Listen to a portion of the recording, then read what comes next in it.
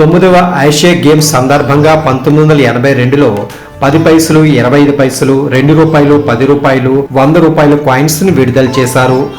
ముఖ్యంగా 10 పైసలు, 25 పైసలు, 2 రూపాయల కాయిన్స్ మార్కెట్లో సర్క్యులేట్ అయ్యాయి.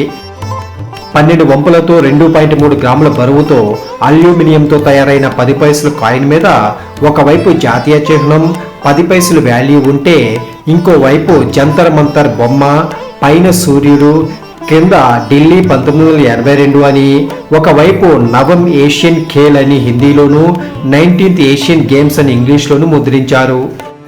25 పైసల కాయిన్ కాపర్ నికెల్తో 2.6 గ్రాముల బరువుతో తయారు చేశారు.